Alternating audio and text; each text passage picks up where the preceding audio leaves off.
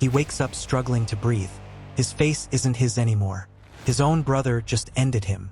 But death wasn't the end. He woke up in another body, in another world. His name is now Chu Xiu, an illegitimate son of a powerful clan. A nobody. It is called Greet the Sect Leader. Now Chapter 1 begins. Our story starts with someone slowly opening their eyes. This person is sweating in fear as they try to catch their breath. Suddenly, they sit up in shock, touching their face and questioning who is trying to end their life. But they are confused. This person questions where they even are. It does not look familiar at all. 1 minute before that, many people are having a drink together. One comments that this is for their friendship. One person comments that the young Master Lin has been spending a lot of time playing Great Rivers Lakes lately. Lin comments that he has been a fan of martial arts since he was a kid. He comments that it's a fantastic immersive martial arts game and they should give it a go. But he comments that the only problem is the new updates. He has cleared all the available storylines. This is the protagonist Lin Yi. One person speaks up and comments in amazement that he has been able to clear the storyline and it must have taken thousands of hours to do. He states that he saw on the website that the third part of the storyline will be coming out soon, and that there will be a full helmet immersion game helmet. Another comments on how terribly good Lin Yi is at that game. Another person speaks up and comments that there are rumors that the helmet is a new type that can allow you to enter the virtual world. It is on pre-order right now and worth over 20 million. One cannot believe the cost and comments that it would take half his yearly allowance. He states he won't be able to try it anytime soon. But just then, with a confident face, Lin Yi snaps his fingers and comments that the helmet he is talking about is this one.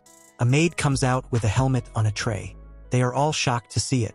One comments that it's not meant to be out yet as the maid places it on the table. Another person can't believe his eyes. He comments that the Lin Yi family sure has a lot of power to get this and would not have been easy for his family. One is envious and comments that if he could only be reborn into the Lin family in his next life, he would not have any worries. But Lin Yi stops him and comments that he is half right. He states that his older brothers are all busy with the family business and have no time to enjoy life at all. He thinks that he is the youngest and is the illegitimate son with no right or power to the family. So he chose to be a useless playboy.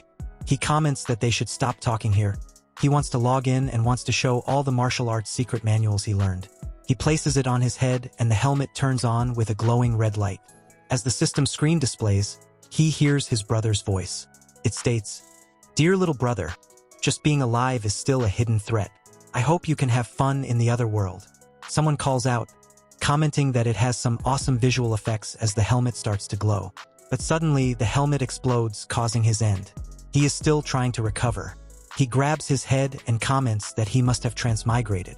Frustrated, he comments that he acted like a fool and did nothing great but be lazy. He wonders why his brother still ended his life.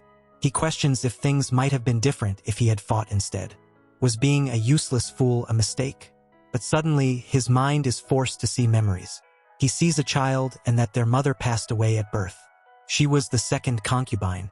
He wonders if these are the memories of the owner of this body. He sees that in this life, his name is Chu Xiu. He is an illegitimate son of the Chu family in Tongzhou Prefecture, in the Wei Commandery of the Yan Kingdom. This family has 4 sons, and he is ranked second. But since his mother was an ordinary concubine who passed at childbirth, he knows his value is very low in the family. He sees that the previous owner of this body had acted rashly due to his weak personality. He took sides early in the succession battle and stood with the eldest brother, Chu Kai. But this did not sit well with the third brother, who had the right to compete for the head of the family. He framed him, and he was punished and sent to manage the Chu family's mining district in the South Mountain in Wei Commandery. He was meant to stay there for 3 years. But something happened, and the Chu family has decided to select the family heir. Since he still has the blood of the Chu family in his body, he still participates in the qualification and needs to head back to the family at once. And he is on his way back to the family now. Hearing that name, the protagonist reaches for a sword on the wall and wonders why that name sounds so familiar. He unsheathes the weapon to see his reflection. As he takes note, he falls back suddenly, understanding who he is. He remembers that in the video game Great Rivers and Lakes, the third update was getting a new final villain boss, the Demon Lord Chu Xiu. Based on the storyline description, Demon Lord Chu Xiu was born in the Chu family of Tongzhou. After going through hardship and a family crisis, his personality changed overnight and he began to walk the demonic path. Later, Demon Lord Chu Xiu brought back an old clan called the Glorious Kunlun Demon Cult from over 1,000 years ago. Under his command, he had 4 demon generals. With them, he dominated the martial world with demonic arts and took over the land. Now understanding what is going on, he wonders if he should be happy or sad. But he thinks that since he knows the outcome and knows he will be someone important later, he wonders how his end comes about. He knows that all final bosses are meant to be defeated at the end. Smiling, he questions if he's destined to fail. He knows that in his past life he didn't fight, thinking it was safe. Yet he still met his end in a miserable way. But now he's got another chance. This time he will fight with everything he has. It is better to be the hunter than to be the hunted. But suddenly, a hand moves the curtain aside and a lady walks in. She questions if something has happened to him. He is curious about her and checks his memories to see she is the maid named Yuer. She works for his third mother. He thinks of how the previous owner was an idiot, thinking she was on his side. He even liked her a lot. But he remembers that this lady not only used his name and abused it to ruin his reputation. She secretly abducted minors and used bad means to force them to start a riot in hopes of trying to get them to end his life. But he smiles with a dark look and comments that he had just dropped the weapon. Seeing this, she thinks about what is going on with him. She feels that something is off with him. She comments that the main path has become harder to take due to heavy rain. She questions if it is better to go through a safer road near Yuanbao town. But the protagonist, with a firm look, questions the place she recommended. He comments that he has heard that path goes into the forest below Shangmong Mountain, and there is a high chance they will see bandits there. She sits next to him and comments that they are just all rumors.